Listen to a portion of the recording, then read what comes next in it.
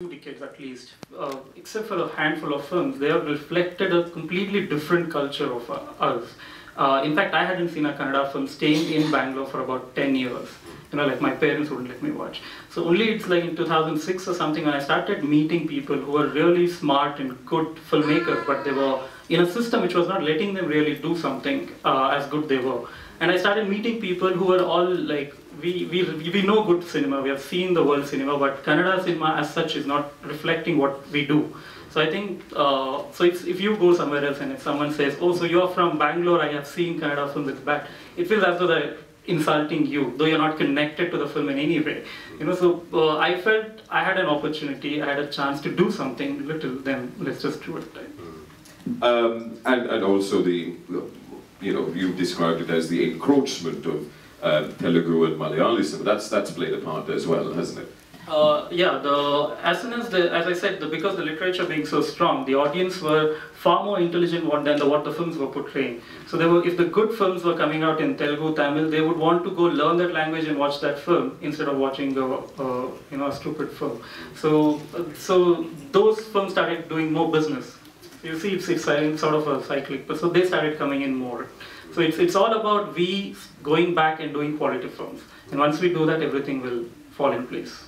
And also the other thing about the film is that it's not only crowd-funded, but also the talent involved are professional, semi-professional. How would you describe them? And give us an insight about the actors as well as the back-end staff. So as all films, I don't know how it happens here, but there is casting and all, but there is a lot of decisions made based on their popularity because it's business again. So once I decided this was crowd-funded and I got to know instantly that I could take risks. The business is the next part, but we could do something without having to keep those things in mind. So we started auditioning in every department. So every actor you have seen is mostly a first-timer in film. They all are good actors in theatre. And theatre actors were well-read, but who shied away from doing Kannada films because, again, it insulted their intelligence. So when I was doing this film and I showed them the script, they said, hey, this is good, we'll do it. So including the music is from a guy who was a software engineer, who probably would have never been able to come into the mainstream industry the way it is. But because we were able to just listen to his songs and he quit his job and now he's got like 3 films to do. So, and we also found, there are about 4 male voice songs, and this guy used to sing in weddings. So that guy, the music director found him, he made him sing in the movie. We took about 6 months to train him to sing for the film. And that's why the film took like 18 months. Because there was no producer who would say finish it soon. So we just kept taking our time and we kept doing what's fun. So. Obviously, there's much to dissect in the film. It's an extraordinary film. It's a beautifully made film as well. But Siddharth, your background is in advertising, I believe. I'm an engineer primarily. Engineer primarily, and you run an agency as well. I run a production house, yes. And right. Production house, yes. And how much of your kind of main work influenced your cinematography here?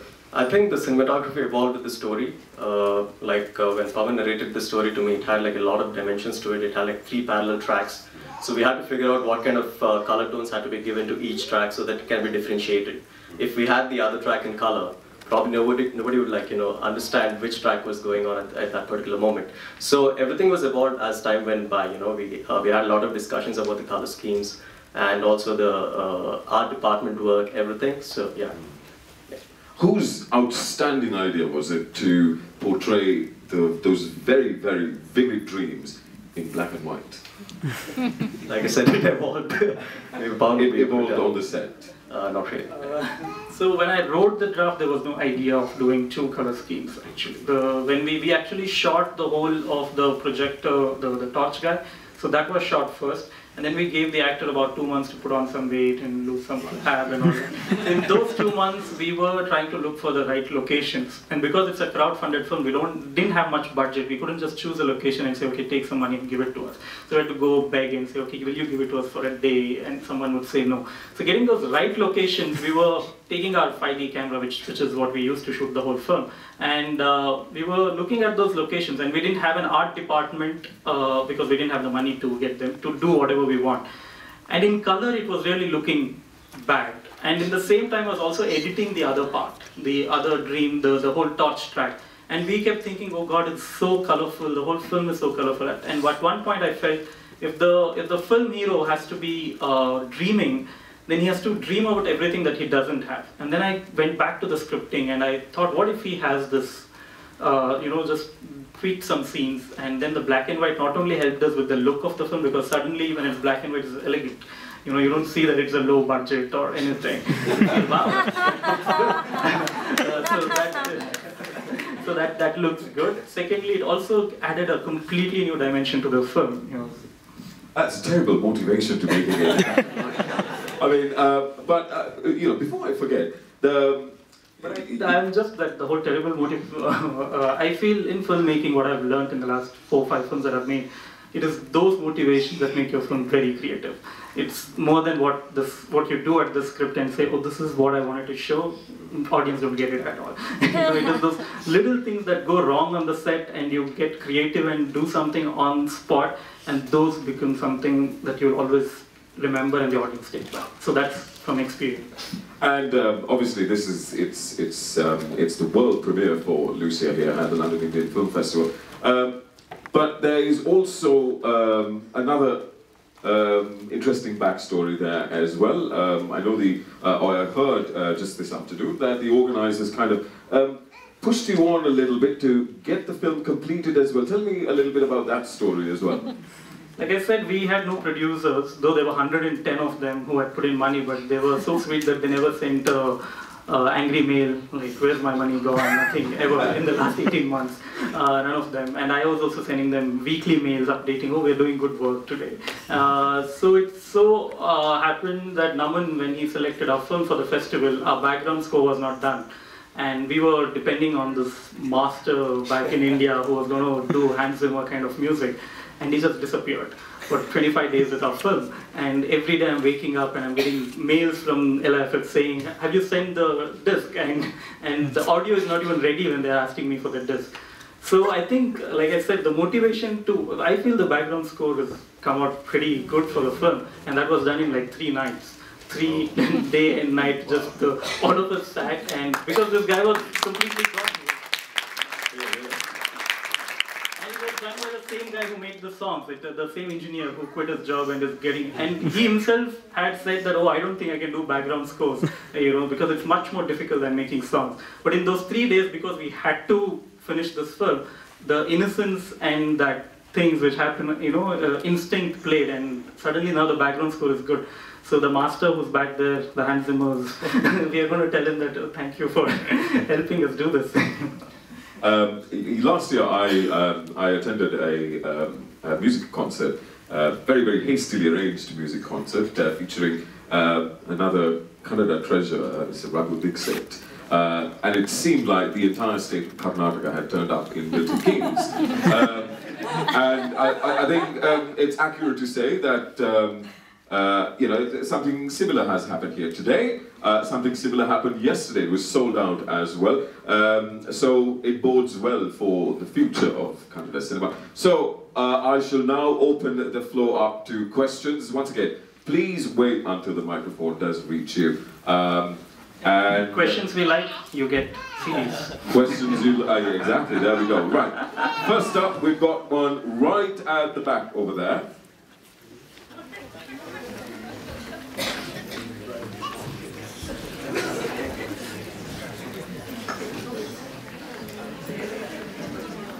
Hi Pawan. Hello. First of all, very well made movie. Thanks for that. Thank you. Okay. The question I have is, now that you have made the premiere, and then I know what your dream launch was that you had planned, and in terms of the money that has been collected out of the online distribution, it's nowhere close to the money you want to collect.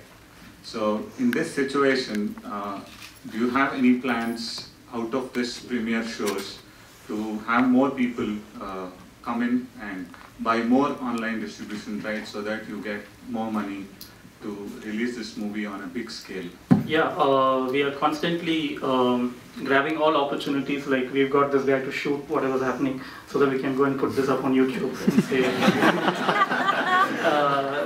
so look, we did this Q&A in London. We want to fund this film further. And so we still have time. We, like I said, the producer is not rushing us. So we easily have another 3 weeks before the film is going to release in India.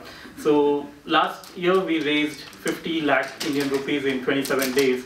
So if we do a right kind of campaigning, and if you all help, then I'm sure that money can be achieved in like 2 weeks. So the hopes are there. If we don't achieve it, we still have backup. I'm quite a crook in that. So. And there's a website or a Facebook page. Yeah, we have created like the whole Distrify system is what is working there. Anybody can go and pre-order the film, and they pay now, watch it 2 months later. So. And that's at Distrify. We have our film website called luciathefilm.com, and there are like 4 options. You can buy a Blu-ray or a DVD or an online streaming. So all that is facilitated by Distrify. Wonderful. Any more questions? There was one here. Yes. Okay, I'll give you my microphone. Thank you.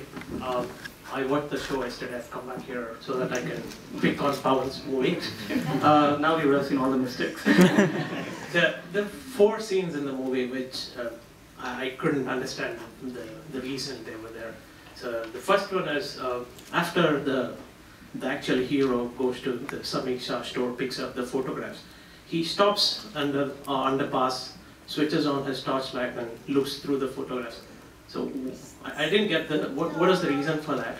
The second one is in the last but one scene where the hero wakes up and he sees that all the instruments that are around him are floating. And in the final scene where they try to awaken him, you have actually the guy in the suit shooting him instead of the guy who should be the other one. So, can you explain? It's a very tricky script because from the start I have to make you believe that the torch guy is the real guy and this whole other sequence is the dream. So we went through a mess in the head trying to get things right.